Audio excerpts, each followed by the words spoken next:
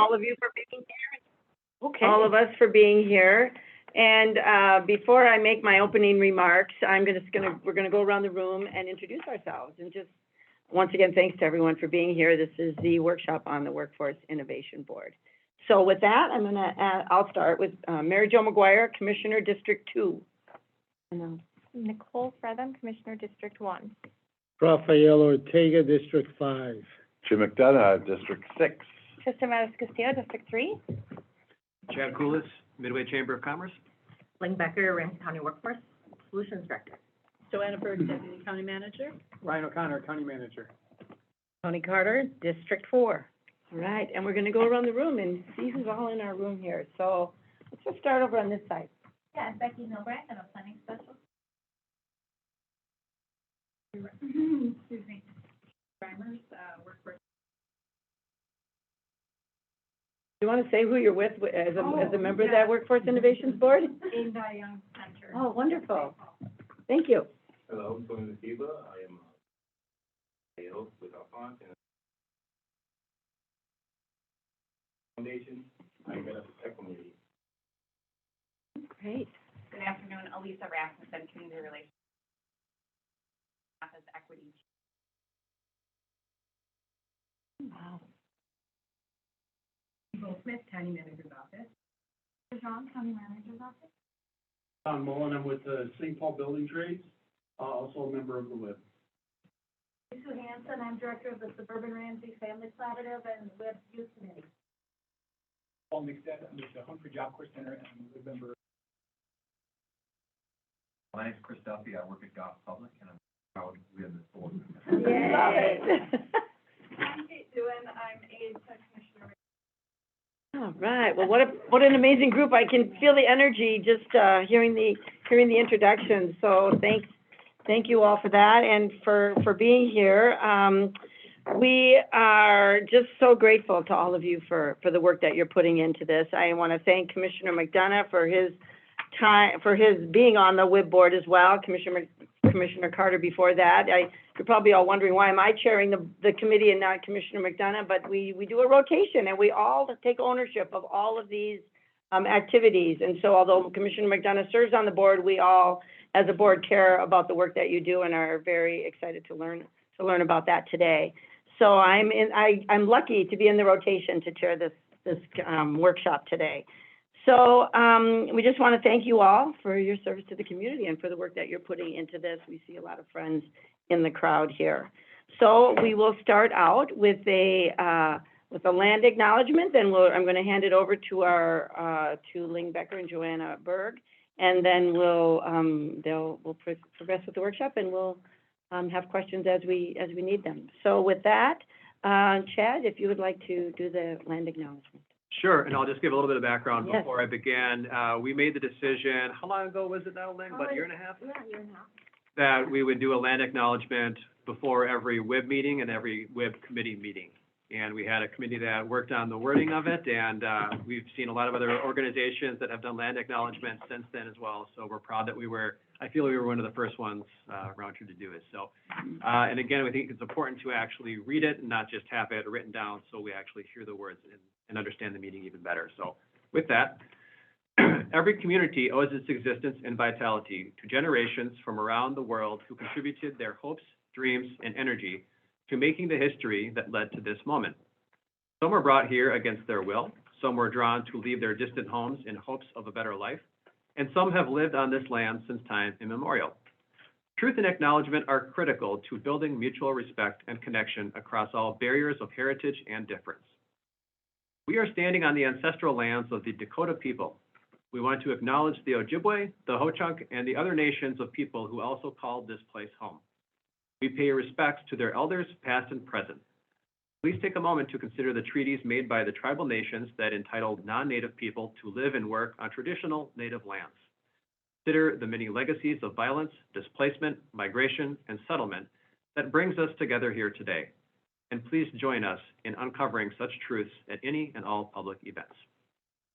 Thank you so much, Chad, and thank you for leading the way on doing this land acknowledgement. I think we're all incorporating that into all of our, appreciate that so much. And with that, I want to also publicly thank Ling Becker for all of her work. Director Becker is just, doing such amazing work, in Ramsey County and for your work. So I don't know, am I handing it over to you, Joanna, first? But thank you for all your work as well. And I think, do we want to look at the goals for the? Yeah, that'd be good. So, we have not done an update to the county board from the WIB in Link's tenure nor in mine, so we are overdue to do it. And are looking forward to it today. And I do want to take a moment here as part of, my remarks to just, again, acknowledge the work of the volunteer WIB here. The board recognized volunteers in the county board meeting this morning, and this is really, the work that these folks bring and the energy that we are all feeling in the room from this volunteer board goes far beyond the statutory requirements of a workforce board to really be excelling in this space. So I want to just thank you all for everything you are bringing to this work every day. And I will turn it over to Ling. And I'm actually going to step back and enjoy this from the audience so we can have some of our other volunteers come up here to the table. So thank you. Yeah, thanks, Deputy County Manager Bird. So today we're going to spend some time hearing from our board members and community partners, and then we'd like to, have a discussion about our ongoing opportunities with the county board for collaboration. So joining me at the table to start out with is Chad Coolis, who is currently our chair, and Elisa Rasmussen, who is our, who's just last board meeting became our vice chair. So. All right, so I think as a kind of a segue, just to provide some context, I'm going to do a few slides really quickly, just to provide some overview, because I know for some of the commissioners here, it's been a while since we've maybe talked about the structure of the Workforce Board and its roles and responsibilities. Their roles and responsibilities. So the state of Minnesota is actually divided up into 16 workforce development areas. They call them WDAs. It's mandated under federal law. It's the way that the financial resources from the state, primarily through the Department of Labor, are dispersed to local communities. And so it is through that workforce development area that we receive our federal and oftentimes our state funding through a formula. Workforce boards are a really key part to that accountability, and we'll talk a little bit more about that as it's written in the law. The state also takes those 16 development areas and actually creates some regional structures too. So of the 16, we're actually grouped into areas of regions, and there are some dollars and some collaboration that you're expected to do. So for example, in our area, it's really the metro region. Not all workforce boards are exactly the same. Ours is a joint powers agreement with the city of St. Paul, so we encompass really the fullness of Ramsey County. For example, Hennepin, actually their workforce area covers Carver County as well, or Dakota and Scott. But then when you go up to other parts in the state, you can imagine it's multi-county. In our region, it's really our metro area, and Commissioner McDonough sits on a leadership group with that regional group. We actually have to submit a state plan. The state does that through the Department of Employment and Economic Development.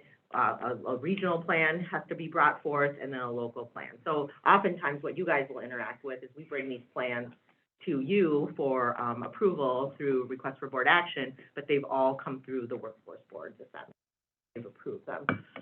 There's also a role for what's called a locally elected official. That's a term that's designated in the law, and currently, as Commissioner McGuire referenced, Commissioner McDonough is the local elected official for our workforce development area. So there has to be kind of a local point of contact and responsibility, really, so he holds that responsibility for our area. So the role of workforce development boards is something that is pretty interesting to me. It's a mandated board, so oftentimes that can kind of sound prescriptive and a little bit boring. I mean, folks have sat on our board meetings, have seen their share of paperwork come through of things that seem, like, why are we doing this? But it's in the law and we have to approve certain things. But I think what Joanna alluded to is that this board has found really a lot of innovative ways to give of their time that allows us to both be accountable for the work that we're required to do through the law, but also, kind of innovate around workforce development. And there really is no other authority of workforce development that really is centralized like this in the county except for the board. And so they've really leaned into that, and it'll be exciting for you guys to hear some of that from them directly today. The membership of the workforce boards is something that's federally mandated as well, so it's, again, pretty prescriptive. That's another interaction that the county board has frequently with the board, is that you see approvals. Just today, actually, you approved a new board member, and so that's, you know, how you kind of do some of that work in conjunction with our board. The city of St. Paul and the county board both co-appoint members of the board.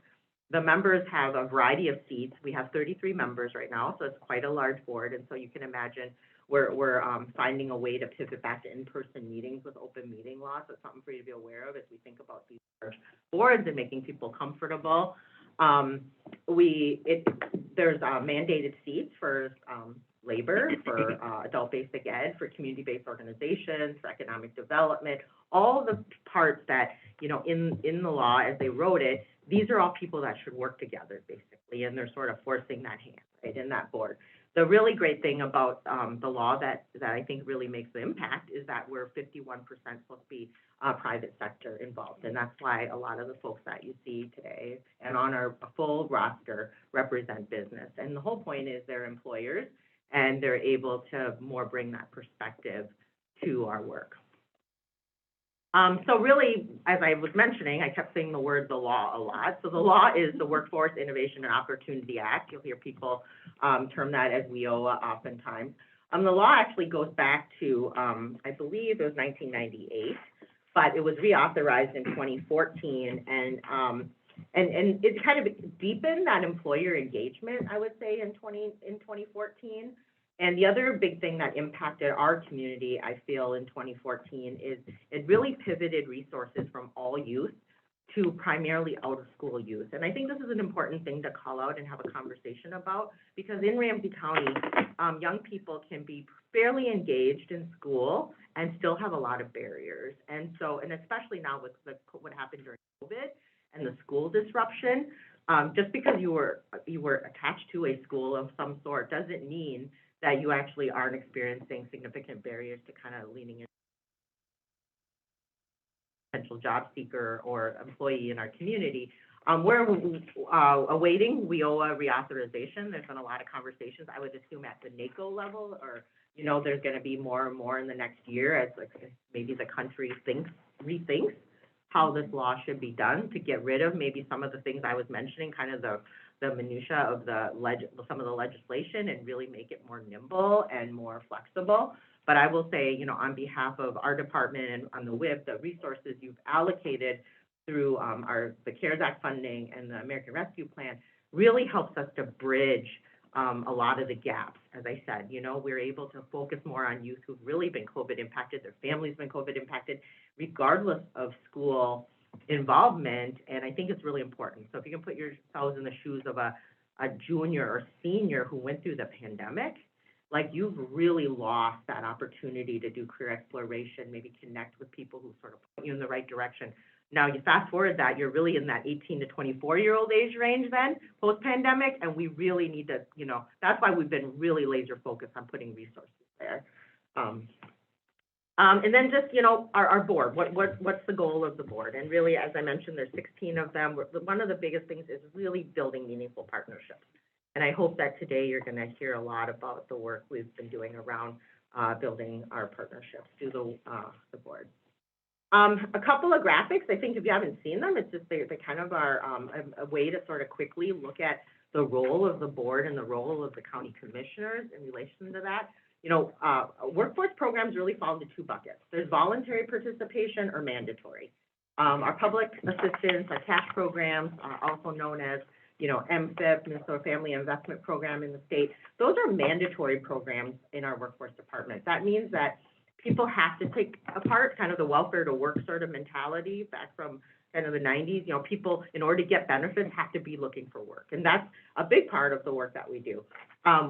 Really, primarily that WIOA law that I mentioned really focuses more on volunteer participation. That's really our program serving young adults, adults who have barriers, veterans, homeless populations, people who've been justice involved, our dislocated workers, which are people who've lost jobs at no fault of their own.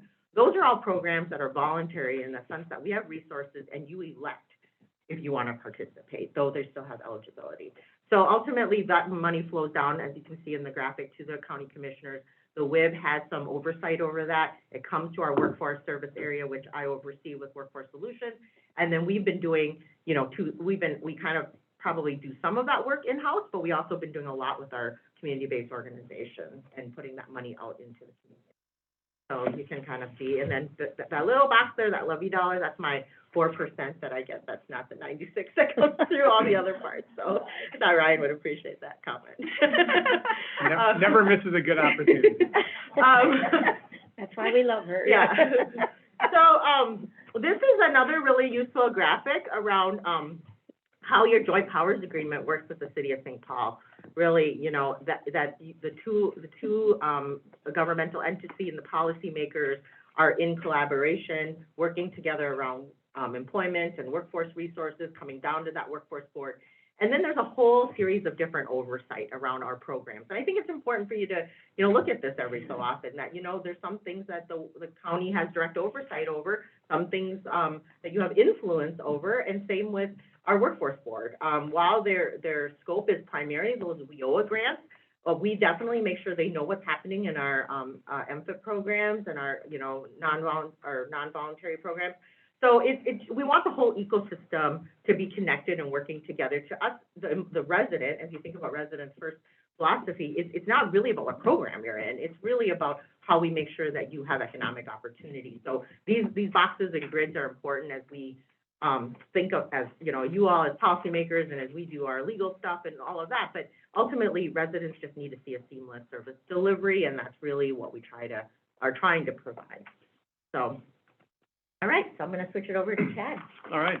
Thanks, Lang. Well, I'm Chad Koulis, Executive Director of Midway Chamber of Commerce, and I've been the board chair. It'll be coming up on 2 years in August. I've been on the WIB for close to 8 years, so I am starting to understand what these acronyms mean and the flow charts and all these other things that Lang has just explained to you that are really complicated. I'm starting to get a hang of it. So as Lang mentioned, we have 33 members, and we have a pretty good cross-section representing business, education, labor, a lot of different groups, community organizations, some government. You can see a little bit there on the statistics. I'm not going to read all of the exact details on percentages, but you can see what our mix is on the county or on the WIB board. We do try everything we can to make sure that we have what we feel is fair representation. We work not only with the county board, but also with the city of St. Paul and the mayor's office to make sure that we're reflective of our community. And as Ling mentioned, at least 51% is required to represent businesses, and like I said, we've also been extremely focused to ensure that that is also the case. This is the actual list of the WIB members. You can see here, 33 members, and we are a volunteer group, as was already mentioned, but I think I want to pause here quickly and just say again, thanks to Ling for all the hard work that she's doing, because even though we are a volunteer-based board of directors, so much of the work goes through Ling Becker and Becky Becky back there as well, Becky Milbrand. So much of the work is done. It makes our job as board members, even though we put hours in, it makes our job a lot easier. So you did a great job, Ramsey County Board, of hiring Ling Becker a few years ago. So thank you for that. Next slide. We've got a lot of committees, and if you are on the WIB, you are supposed to be on at least one other committee other than just the board. And you can see the bottom two, the Tech Committee and the Construction and Green Jobs Committee, are ones that were more recently hired. And this illustrates, I think, a good example of how we don't just have committees to have committees, and it's the same committees we've always had. And, well, we of course, we have a membership committee because we're supposed to. We actually think about what committees are important, and we add them when it's needed. And tech and construction green jobs have been so important as we look at what the economy is and what the jobs are that we want to connect people with in the county. And so this is, again, the committee member list. These are members that are actually not on the WIB board, but they are in committees, because we can have committee members who aren't just on the WIB, which I think is a really nice asset for us to have. We don't need to just have representation from the board. We can expand it out to other community partners who may also someday be on the board as well. You can see in red up on the screen, 54 WIB and committee members contributed over 650 hours in service to the residents and businesses of Ramsey County through their involvement in 2021, which I think is fantastic. Right, so I'm gonna just kind of take us back here a little bit to what the, the board's been working on, and, certainly throughout COVID, as Chad said, I mean, we showed the 2021 statistics of the WIB, participation, but in 2020, this group was amazing and fabulous, and I would say so engaged. Like, we had very few people miss meetings, we increased our level of meetings, I mean, it was really a true testimony of people, community leaders that just really stepped up. I would say one of the first things that we did was the executive committee stood itself up as kind of the COVID recovery committee and doubled their meetings in 2020. And so what we were able to do then was really be able to look at the data and really understand what was happening with COVID and the impacts around employment and economic impact. And that information really helped support the CARES Act investments. While the WIB did not have oversight over those dollars, those were, actually, obviously the county board was making decisions on that. They were intimately involved in the shaping and understanding and the feedback loops of kind of what we were doing with those funds and getting that money out to community. And so I just really want to thank the WIB board for, all that work during the pandemic. We obviously were keeping them informed about our service delivery changes. I remember every meeting was a new update of a few slides, based on kind of what the county manager's direction was and what our service team was trying to do about how we deliver services, because the WIB is very much responsible for how services are delivered in the community and our career force location, what's open, what's closed. And I think many of you knew, but we were the only county in the state that had a open career labs pretty early in the pandemic. I would say as soon as it was safe, we worked closely with public health and we, partnered with our service centers and were able to do that. And that was really important for our community members because we have, big digital equity issues. I think I might have been one of the first people to talk to you about that back in 2020, but, you're here again this year as we continue to work on that, that digital equity was a new disparity in our community, and it really is something that's going to impact the future of work for our community when you think about the future of jobs and where the jobs are going. And we need to really prepare and invest in our residents to be able to take on those jobs for not only the sake of, them having employment, but really for our, economic competitiveness, as you guys have all, talked a lot about.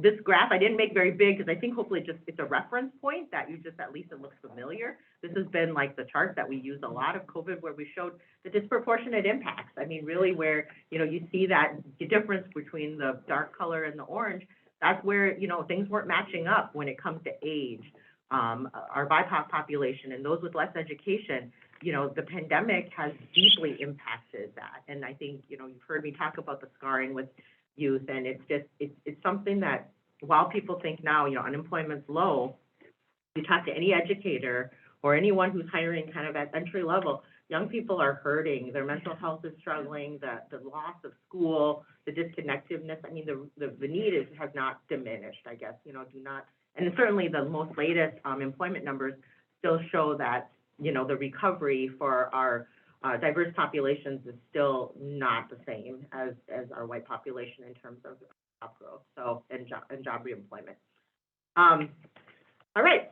Can I? Yeah. Just, Yeah. Madam Chair. Oh, yes. Before you leave, Yes, I think it's a Manager. great call out piece. I just wanted to add on the COVID part.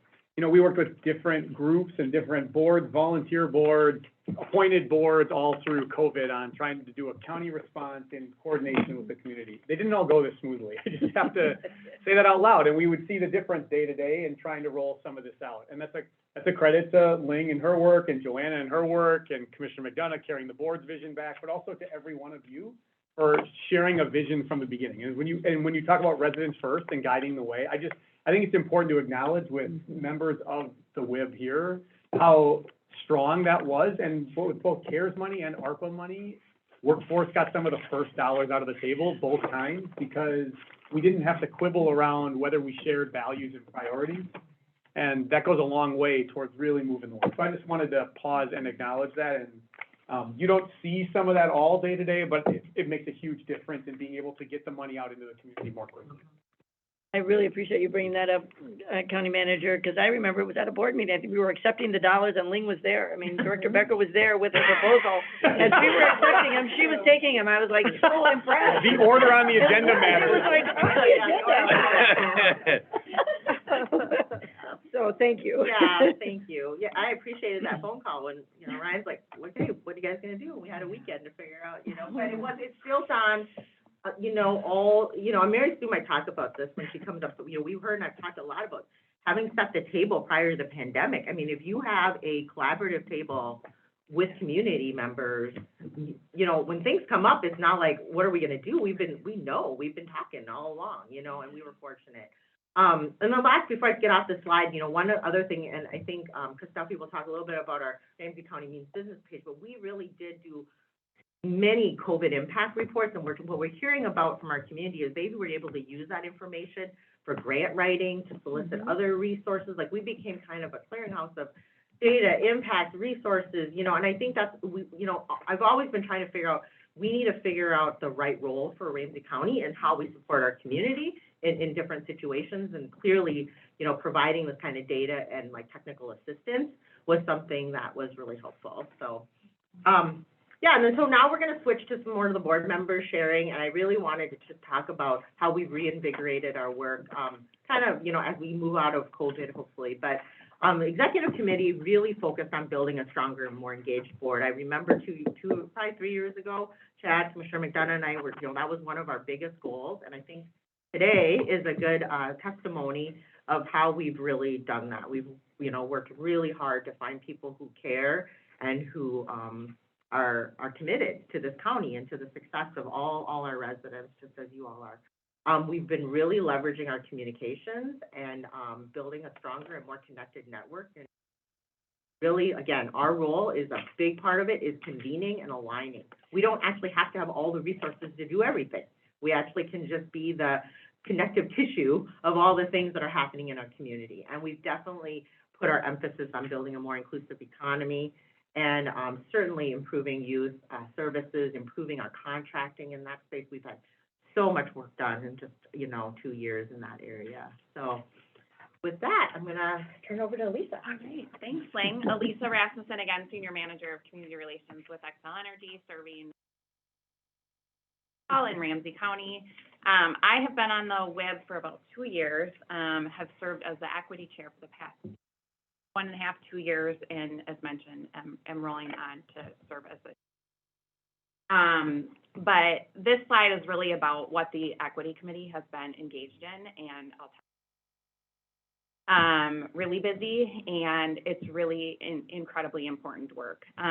This past year, we've really focused on tracking economic disparities and recognized that employers need support as well.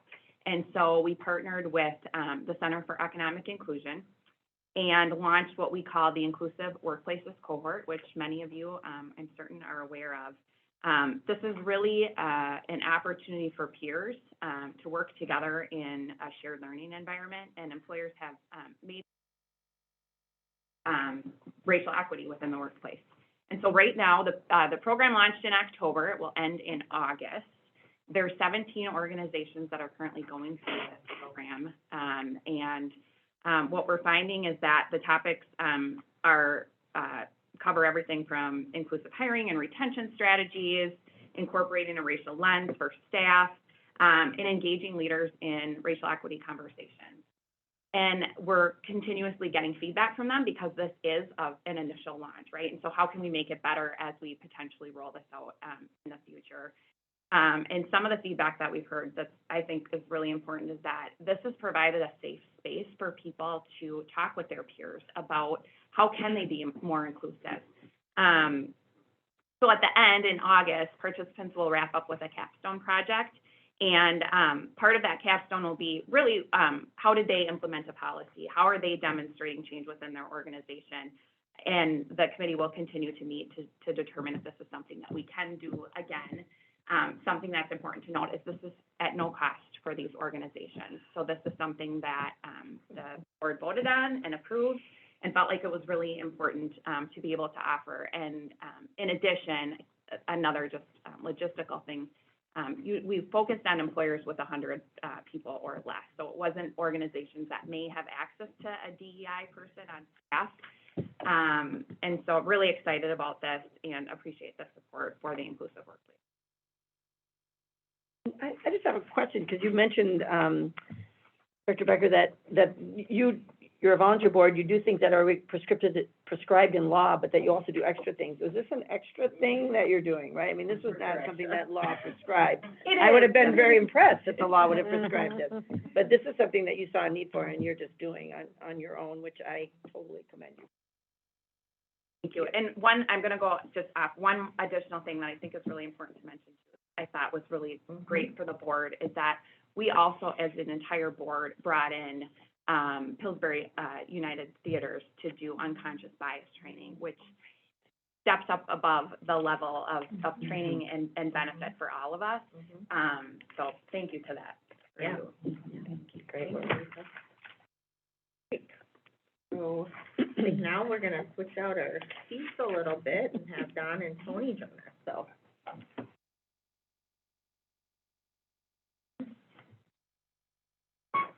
Go for it. Sure. All right. Thank you very much, Chair McGuire, members of the board. And if you want to just reintroduce yourself, just because we're taping this and. No problem. Restate I'm your Don name. Mullen with the St. Paul Building Construction Trades Council.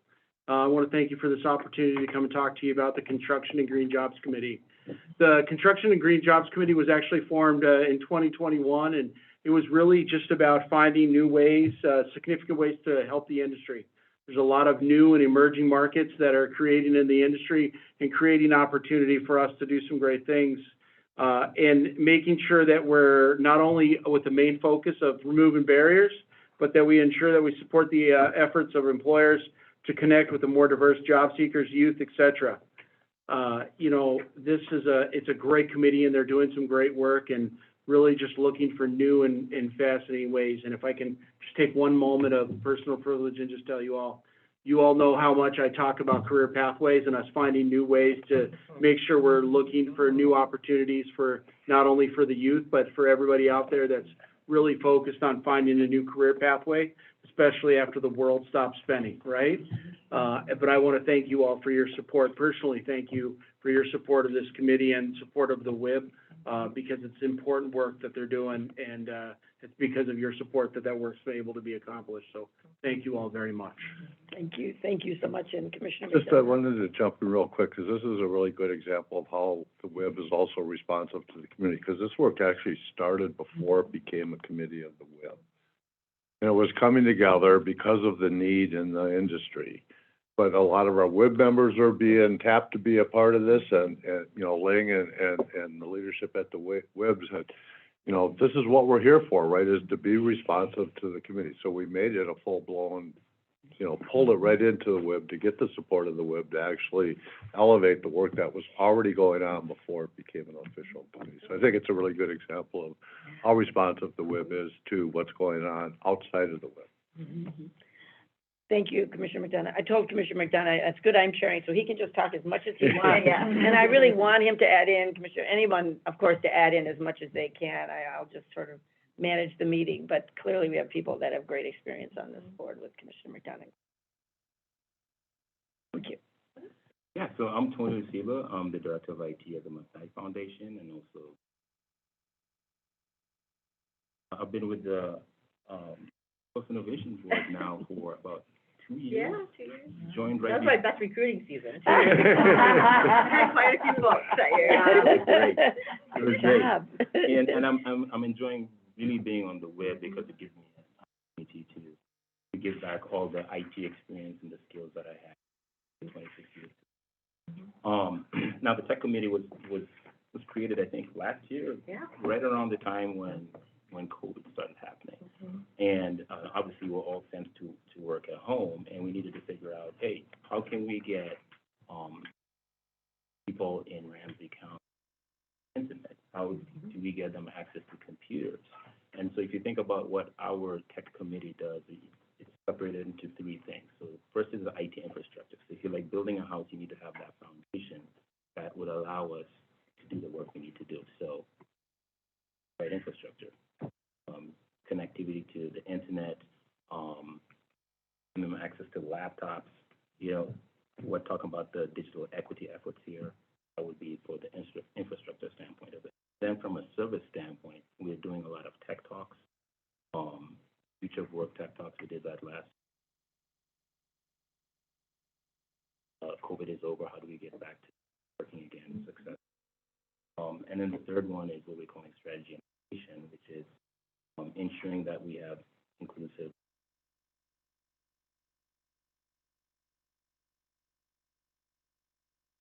supporting us and Yeah, Tony's being extremely humble. He was with us last week at Rondo Library, and we had a great event around, it was, you know, after hours, he showed up.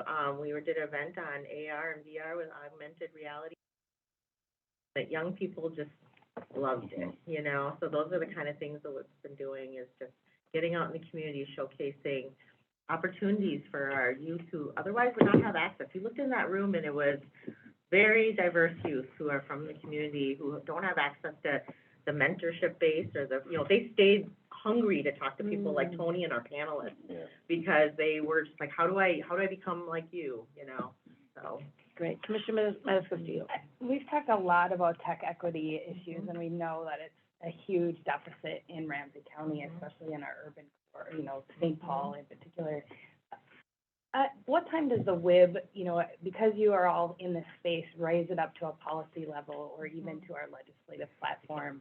Is that part of the work that the WIB does, or does it come to that? Because we can only do so much, but we're going to need some infrastructure dollars to accomplish that. He's probably smiling, because we have a letter actually going out today to some of our delegation. There's actually a couple of bills on the floor that have to do with actually community spaces and being able to have more flexible dollars to bring more technology into community spaces. So the WIB, their policy committee is supporting that, and we sent that with Jen. And I would say on the, kind of outside of the WIB, you know, myself, Chayton Gantara, our new CIO, Elizabeth Tolzman, and Jennifer Schuster-Yeager and I we're the digital equity leadership team in the county, and we've been working closely with Jen O'Rourke in the city of St. Paul, watching all the different funding streams, and we've actually had a couple of meetings even with DEED, primarily because I think, and this is a good opportunity to help educate all of you too, like the idea of connectivity, you know, broadband is a statewide issue. That's been the way we've been talking about things for many years, but that's not really what's happening anymore. It's really more around affordability, as well as devices and also digital equity. So by the mere fact, and I told the DEED commissioner this, that you have an Office of Broadband, I feel like that might need to change. I mean, that, you know, the Office of Digital Equity would be more reflective of what's needed in our communities, more so than just broadband. So we'll be excited to share with you the digital equity team with that connectivity blueprint project.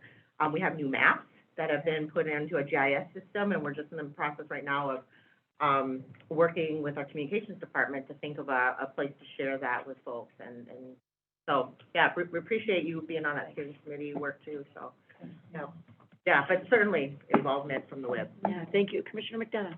So that last point that Ling talked about is really important, and we should all kind of maybe think about this, because the broadband and accessibility gets brought up a lot, especially AMC, NACO, and it's about because they don't outstate, right? But if you look at a heat map of Minnesota on who actually has access, we're just as red in the urban core as they are in, you know, Cook County. Well, I shouldn't use Cook County because they've done a really good job. Like Minden County, you know, and it's not because there's not a connector going down the street. It's because they cannot afford to access it.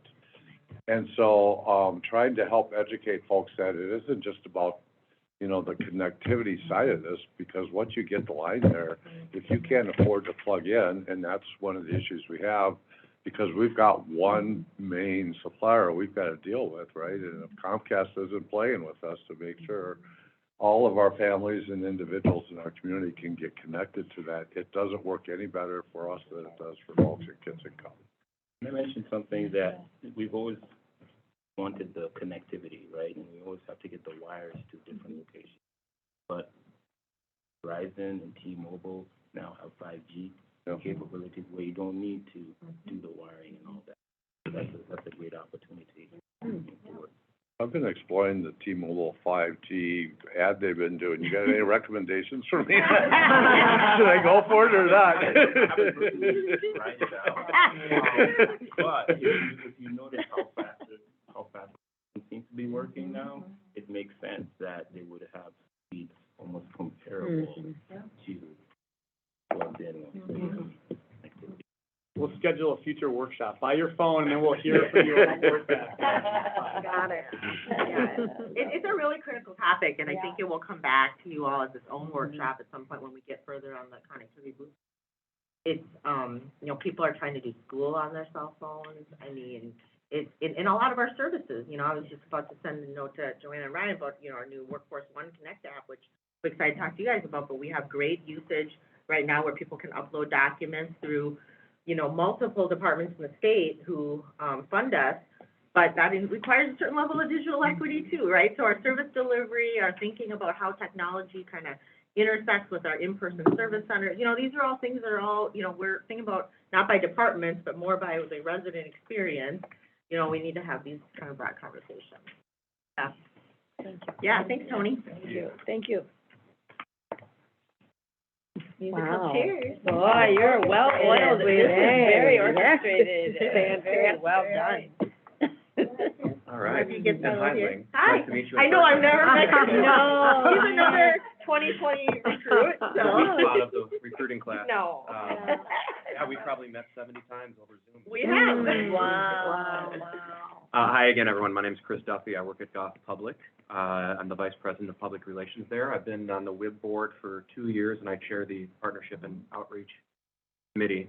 I was drawn to this board because I believe in the mission of the work, which is everyone who wants to have a job deserves the dignity of and career options. From my small perspective in the Partnership and Outreach Committee, I believe the WIB is well positioned to be a sharer of information and a convener. So those are two of the things that we've been focusing on. As you know, this county has a robust workforce ecosystem, lots of diversity in our businesses that are improving the world. We want to ensure that partners are well connected, employers have a strong understanding of who the key players are, who can help them access a diverse workforce pool.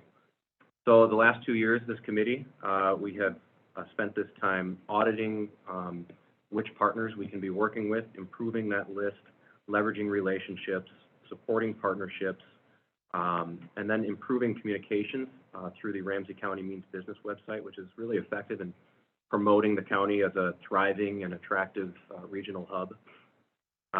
As a convener, we hosted an event called Impacts of COVID 1 year later that was really well attended. We've also hosted several industry futures events and created a database of providers while amplifying the work of the community when it comes to workforce issues.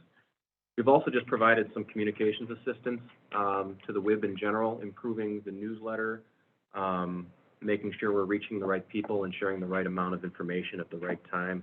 We're also really proud of this year's annual report, which will be arriving in your inboxes soon. I promise it's shorter and it's more visual and it's more bite-sized, so you can get through it in a shorter period of time, but lots of good stuff in there too that we're really proud of. Thank you. Good afternoon. I'm Paul Nixon. I'm with the Humphrey Job Corps Center. I'm an outreach and admissions and career transition services manager for 13 years, and I've been on the WIB for 5 years, all 5 of those working with the youth committee. And we have acted, as you talked about with some other committees, as a convener and as a strategizer. I think one of the big changes on the youth committee over the last 2 years is the change in improving youth contracting services.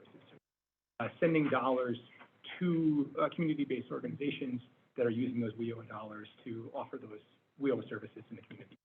And so April 1st, we just started those new contracts with the new vendors that have been selected. If you think about 2019, we had only 4 responses for that RFP that went on initially. And in 2022, we were up to 30 RFP responses. Gosh. So it's a huge gain from that standpoint. Part of that, a little bit is the CARES Act and supporting those dollars. A lot of it is Workforce Solutions, building partnerships with those communities, and offering them major support in helping them understand the RFP process, delivering that information, and as they are awarding contracts, making sure that they have the tools and are successful to offer those services and are taking care of the audit side of things. Really important. the other thing I think we're really proud about on the youth committee is through that RFP process, we wanted to make sure that we were including youth voices at every level. So making sure that we're asking the questions in the RFP process that were coming from youth voices and in the evaluator scores, contributing their youth voices and concepts and interests into that process too. So we partnered with Bridgemakers. Bridgemakers is an organization that is youth-led, and they did just a wonderful job. And we're really happy with the vendors that are coming out this year. There are some of the focus, youth experiencing homelessness, justice-involved youth, immigrant youth and refugee youth, green careers, construction trades, technology, career paths. So I think the concept of being able to strengthen some of those ties within the community and helping them get access to organizations that are youth-centric and community-based. It was a fantastic process. I think that we're really happy with who we came through with the process, and we had really high scores. We had one youth on the RFP board, and she was able to go through and make it. So, yeah, we have. I'm really proud of the youth committee too, because we have some super members, people who are not on the WIB but are contributing in a way. And I think that the way that the youth committee in the last several years has developed has been great.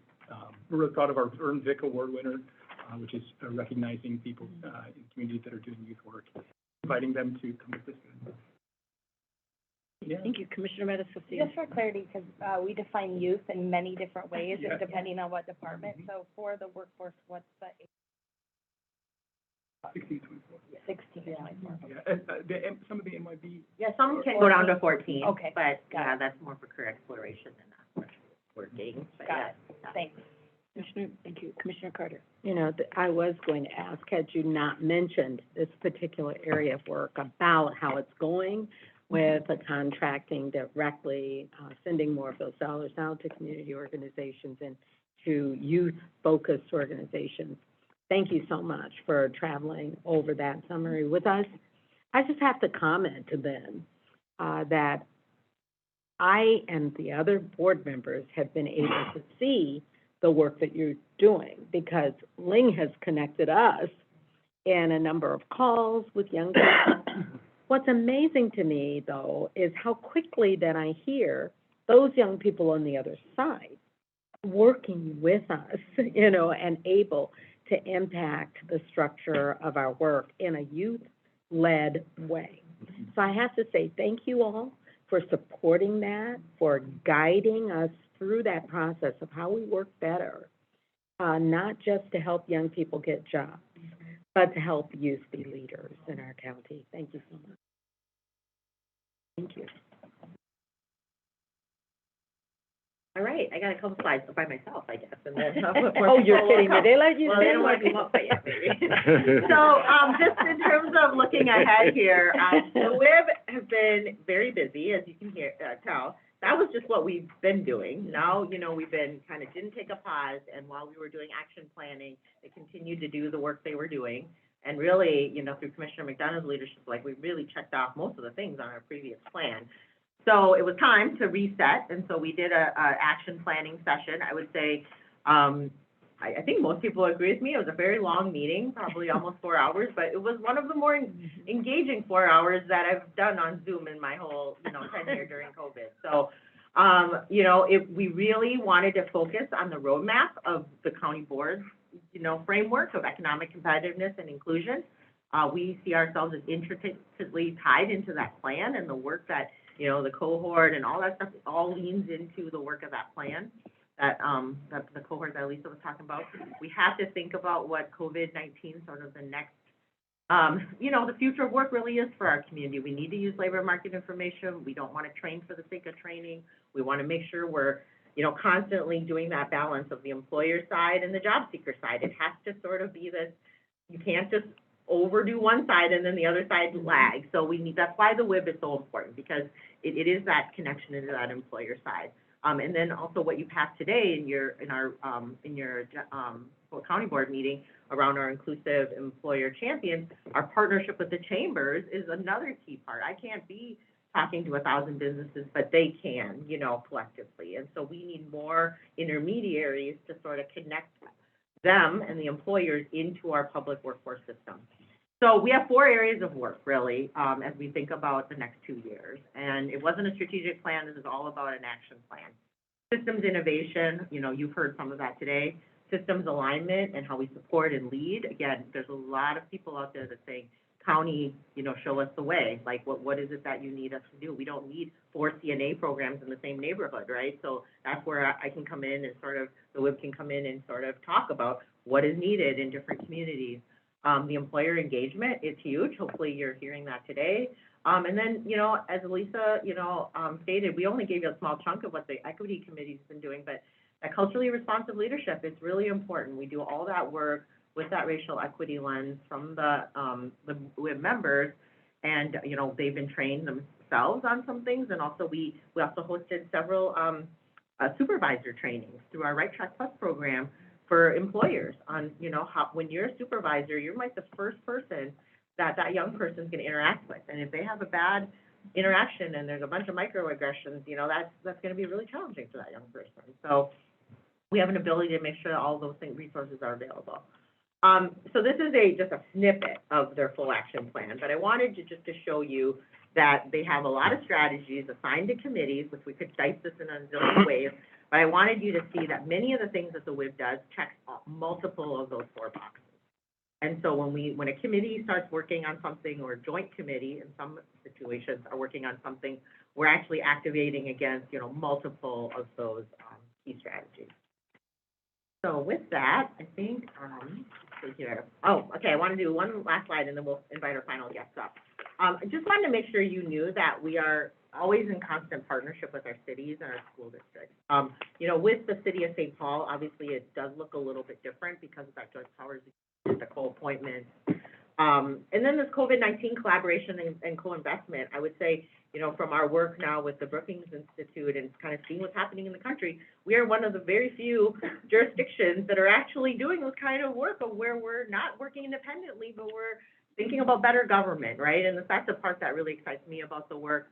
We have more city staff actually serving on committees than ever before, which I think is wonderful. They actually want to be involved. And we're bringing strategies that connect other areas of the city and county, you know, where there's already work happening, like the continuum of care, for example. So where there's already a city-county table, we want to make sure that that is, you know, that opportunity around employment and workforce and where I can help lead there. I'm happy to bring our staff and our resources to that table. I would say with the other cities, it is ongoing, you know, constant marketing outreach of events, partnering with them. Go out to the community a lot. I feel like that's one part I love about my job. We have to be, you know, a lot internal, but a lot external. And so we do a lot of regular updates through the CED summits as well. And also, you know, lots of presentations to local stakeholders, and certainly that Ramsey County Means Business page. You know, we have continued to build that out even since the year ago that Carrie and I came and updated you all, but it has become a platform by which, like, you know, other counties and other folks are going, how did you guys do that? Like, this makes all the sense in the world. Why have we not thought about putting people as a part of our economic development strategy? And I think we're going to do that big time with ARPA, and it's really exciting. You know, get land shovel ready, you get building shovel ready, you get capital ready, and we need to get our people ready. So, and then in terms of the school districts, we've been really trying to grow in this area because, again, our previous resources, I think, set us a little bit off to, like, kind of deal more with out-of-school youth with our community-based organizations with that focus, and that's important. But this constant alignment with the school districts is really key. St. Paul Public Schools and aligning, talking about how we leverage our ARPA money too, you know? And then also the career pathways that are happening in the schools. They don't actually want us to, necessarily do all things. And same with our CBOs. They actually want to say to the county, where are there ways that you can support us and do things for the whole county that take some pressure off of us as school districts? And so really been happy with the engagement with, like, Mountain Schools, North St. Paul, Maplewood, Roseville Schools. So really, we've been really fortunate. And some of our ARPA money is going to go make sure that that happens as well too. So Yeah. Thank you so much. I know County Manager O'Connor has a Thanks, Madam comment on Chair. this. I just wanted to add at this part, while we have stakeholders here, the comments, I mean, we heard ARPA funding about 3 times. And day-to-day right now at the Capitol is we're asking for $15 million from a shelter system through this winter so that 200 people don't have to be outside. The response that we consistently get back along the way is, you just need to look at the way you're choosing to allocate your ARPA funding. Oh, this is a good example of how we're choosing to allocate our ARPA funding, and I know I'm a broken record bringing it up, but I think it's important to point out, you're sitting on $9 billion in the surplus. These are the types of choices that we're otherwise forced to have to make. And so if any of you are talking to legislators and you're able to advocate for us on the homelessness front over the next month, this is why we don't want to make a choice in those spaces, but it's dire and we need things to move there. And I really appreciate the way you're talking about it today, because these are the gut-wrenching kind of conversations we're having. I don't feel like we're just spending the money on superfluous things, and this board has really led in that space. And so I appreciate you just letting me elevate it as we're talking about it today. Yeah, so now we have 2 final guest speakers. So Sherry and Ramsey will join us. Well, I hate that picture up there. Don't look at that picture. I just took a selfie during COVID. COVID shot. All right, do you want to go first, Ramsey? Okay. Sherry, go. Sure. Okay. So, thank you all for letting us come here and talk about this amazing work with Workforce. I'm Mary Sue Hanson, Director of the Suburban Ramsey Family Collaborative. And I just want to tell the story of when COVID hit March 2020. Ling and I talked, and I had already started a homeless prevention initiative that's been going on for years. But when COVID hit, I decided to move that from monthly meeting to a weekly meeting online. And we haven't quit meeting weekly since.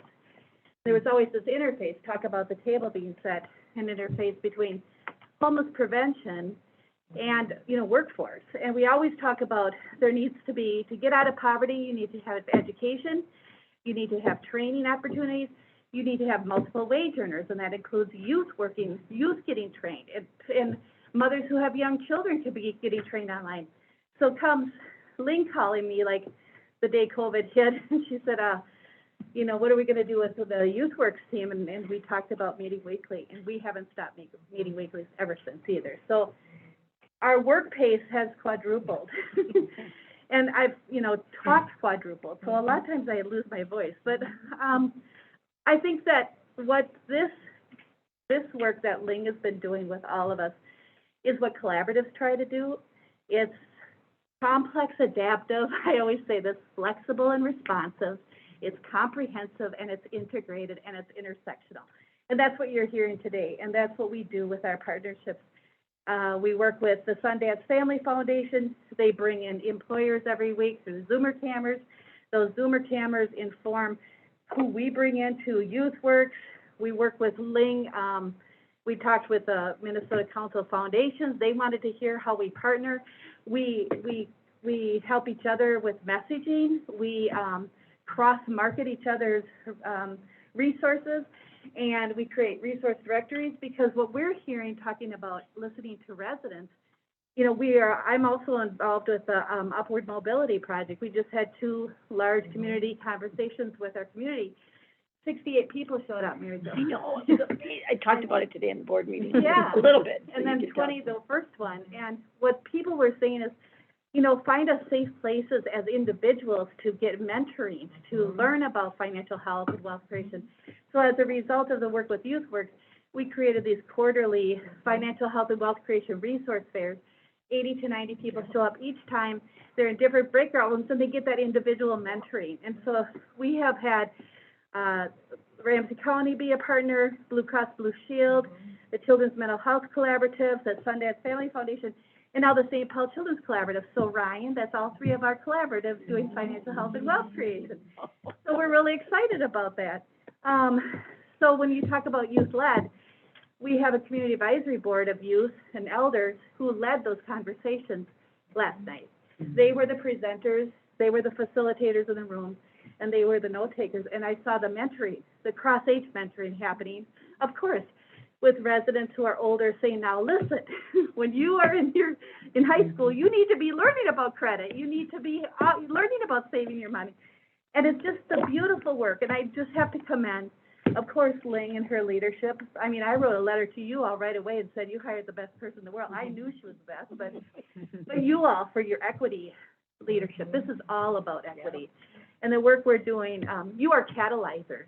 I've been working here 27 years, and I've never seen us have this kind of level of integrated partnership that's super meaningful. And we can't take the pedal off the gas, because now the community believes us. They're coming to the table and they're like, we're in it now. So we have to continue doing what we're doing. I just thank you all for the work you're doing. I just have to say, because I sit on the Suburban Ramsey Family Collaborative, and I've always said nobody does collaboration like Mary Sue. But, obviously the WIB board is doing a lot of collaborating, and now that we're getting all three collaboratives to collaborate, it's a really big thing, which is a huge, huge thing. And I just want to say, thank you so much. I know Mary Sue has been doing this and I've been with you almost as long, and I think Ramsey County has been a much bigger partner with you. I think you've always wanted us to be this big of a partner, and now we are, and I just give all of us here such a huge amount of credit. We have a lot of Ramsey County people in our meetings, Yeah. and it's amazing. Yeah, So, like Rachel Molnar comes to all of my heading home prevention meetings. Every time we're talking to them and reminding them, talk to your families about employment and training. Don't forget there's all these opportunities, and it's all starting to click. So it's important. Thank you. Thank you so much for your leadership, and of course, Director Becker. Well, in my mind, I've been tucking to figure out what the conversation is here today, and dealing with Asia at the same time, so my words may come out fast, or fast, but, Sherry Reimers, Nindana Sikwe, I'm a member of the, and I was recently appointed familiar Young Center, provide services to youth, actually 5 through 24, from our emergency shelter, transitional living, to subsidized supportive housing, which is probably one of our most challenging. I have been on the WIB. I am now, and I wouldn't change it for any.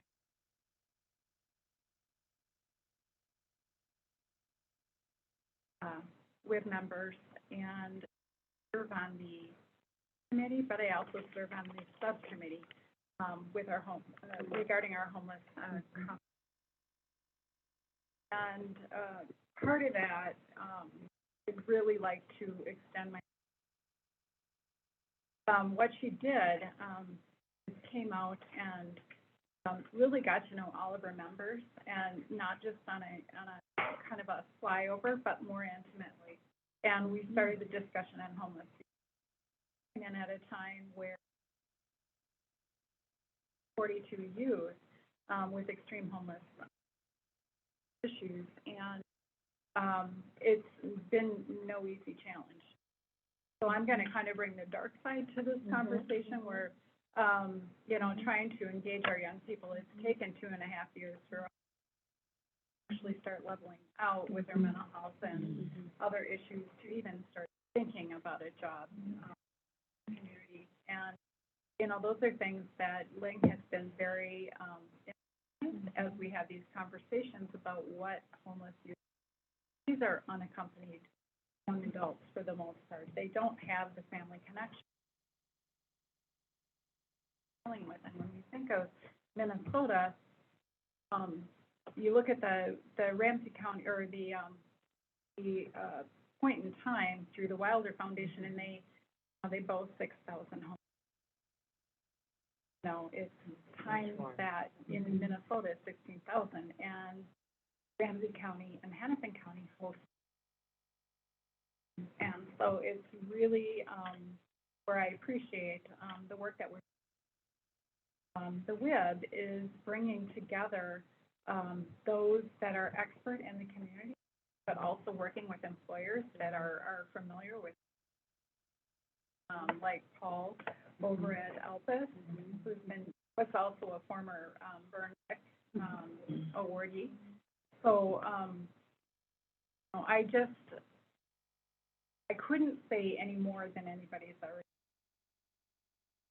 but, the challenge is trying to, how to pull these young people,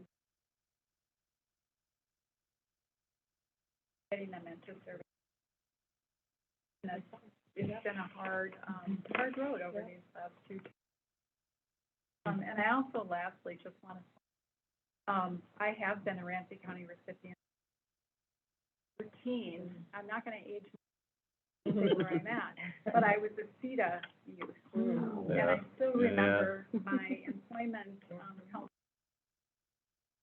I don't know, but he was phenomenal. I, grew up in White Bear Lake, and I really would like to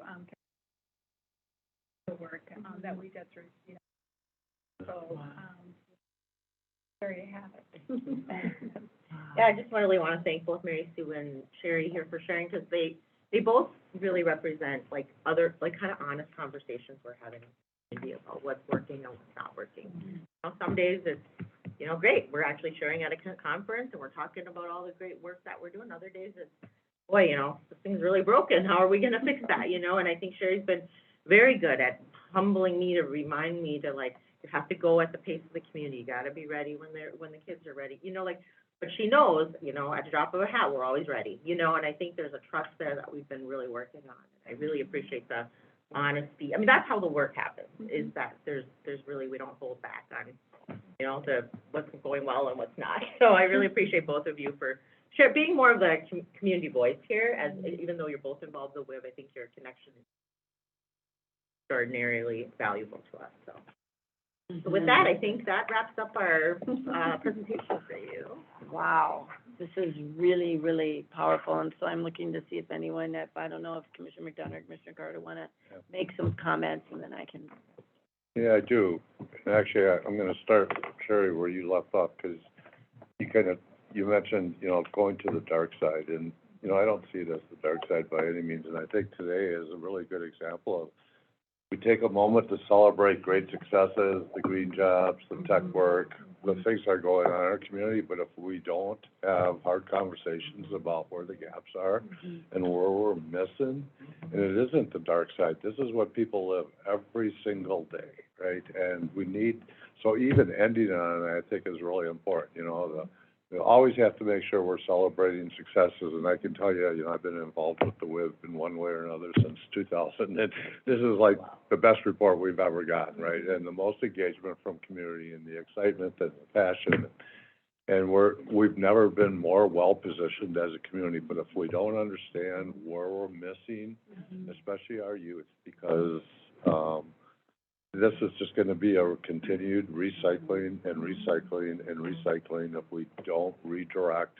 and make a difference where we've been missing for years. And so I really appreciate, actually, I don't think this was intentional for you to end where you did, but I did want to just make sure that, I don't view it as the dark side. I view it as our community, and we've got a responsibility to make sure that we're addressing everybody. Commissioner, we're finally having Youth Works probation officers, and we're working with them and the Sundance family and the Youth Works services to try to figure out how do we help all the probation officers understand all these resources so they can get them connected. Yep. And then even in the beginning when COVID hit, it's like our collaborative served pre-birth to 21, but then learning for workforce, first year of COVID, we just said we're serving pre-birth to 24, second year COVID, pre-birth to 28, I mean, youth need us, and so we've expanded our reach for sure. Yeah, good. Commissioner McGuire, I would just say one thing with the American Indian community that's really helped is, it is those relationships. Like, I recall when we had those tech packs, you guys funded, we were seeing there weren't really Native Americans coming to apply for them, and we knew there was a need. So I connected with Sherry, had a conversation with her, we called AIFC, and then we actually just did them their own allocation where they could pick them up at the AIFC. They didn't necessarily want to come to the Ramsey County Library and fill out a form, right? So I think it's that kind of frank conversation to be able to say, we understand that this community needs you know, operates differently in like where they feel comfortable and what they need. And then it was just working with the staff. And so I think that was a really good example of realizing we had a good program, it got good evaluation, it was working for the vast majority of our residents, but it wasn't working for a segment, and we needed to quickly pivot that, so. Yeah. Yeah, you know, I'm not gonna ask you for an elongated response. So much of what you've shared helps me to glean how you're working in a more family-engaged, multi-generational method. But I would ask that question. I know that there have been some pieces of work that Workforce Solutions has explored over past years that has worked dedicatedly with families to get them on track and to focus on multiple issues beyond just work for that parent. Is there anything you'd want to say about that as we approach the end? Yeah, I mean, I would say many of our programs are kind of full family oriented, and I would say in our last budget presentation really was how many of our participants were engaged in kind of a full family program or model.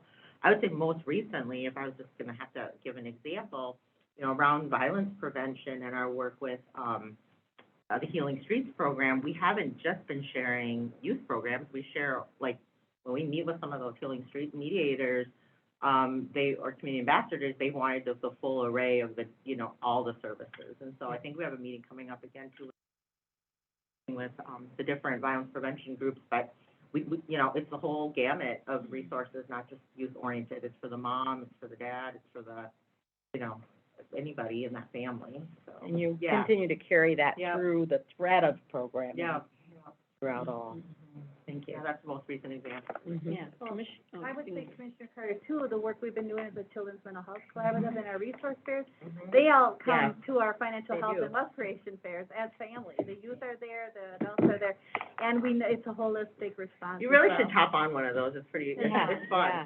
And then all of a sudden you get one-on-one with a family member and they're like, can you help me get to X? And then I'm like, your name, what's your Yeah. phone number? I mean, it is super personal. Yeah. You know, Send us the Mary Sue link. just puts you in a room with like 3 people and they all need something, you know? Mhm. And Each other. it's really good, so.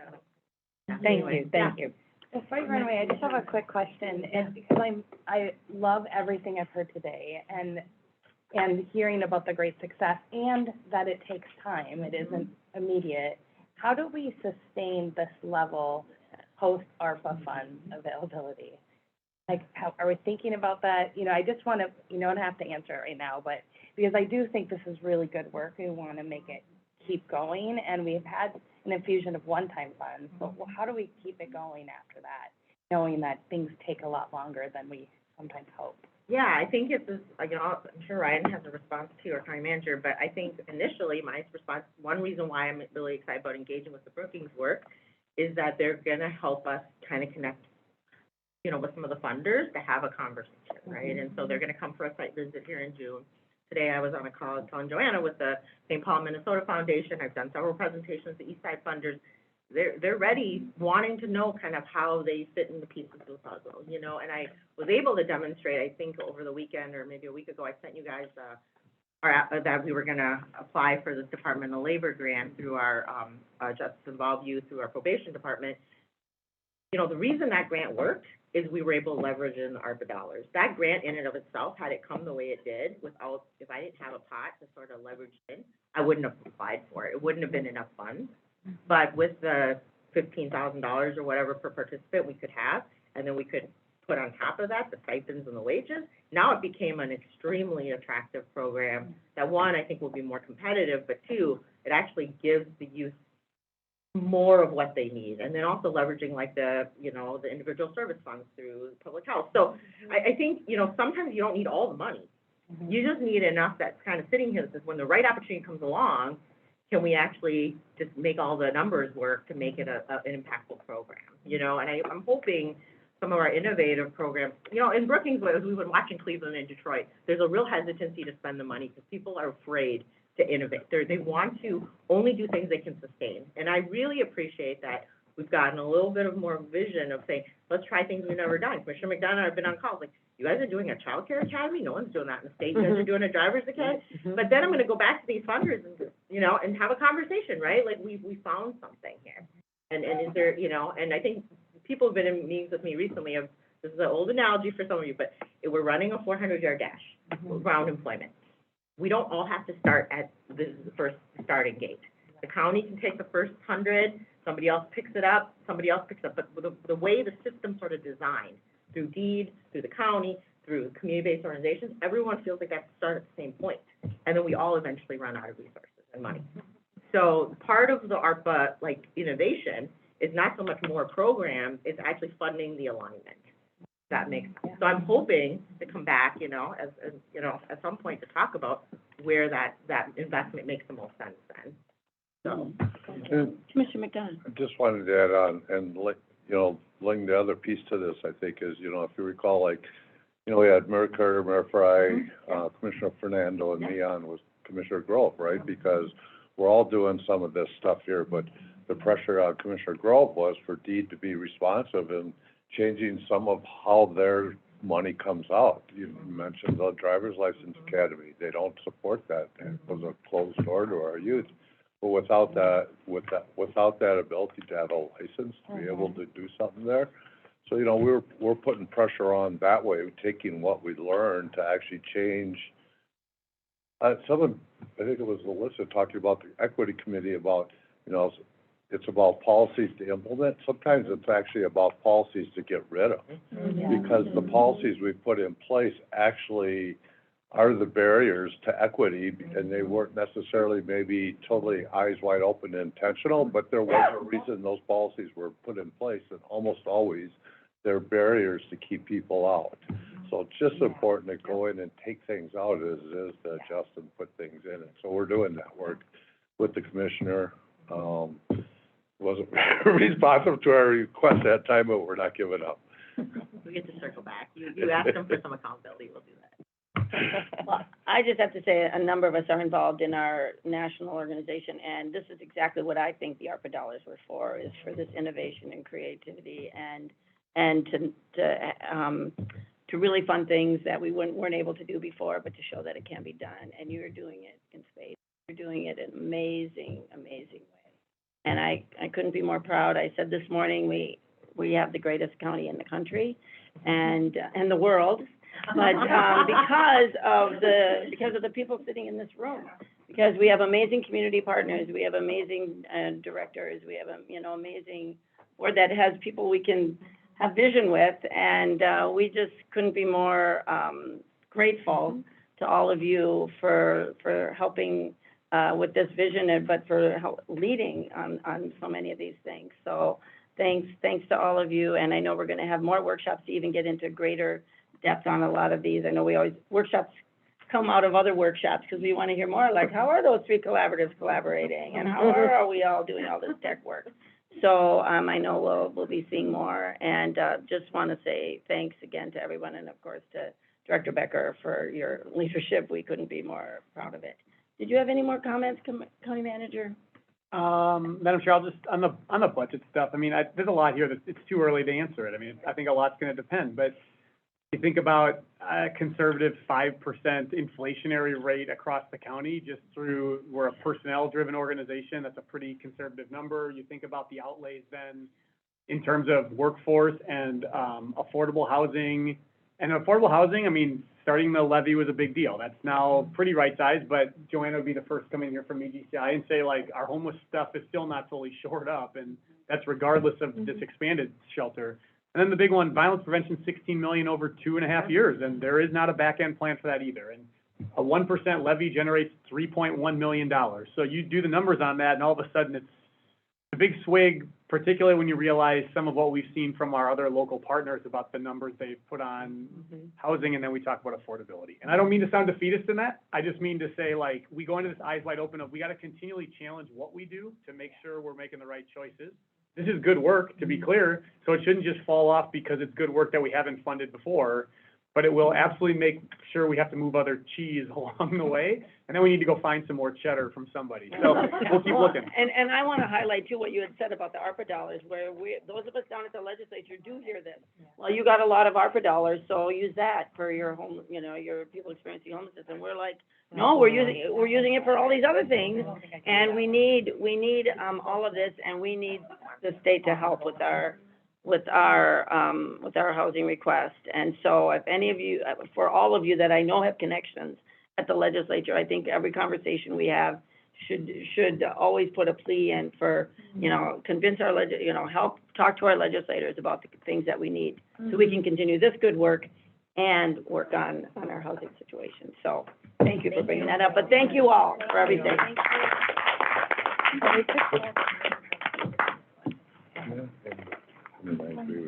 And I thank you. I'm gonna bring it up every meeting we have. I feel like the guy who always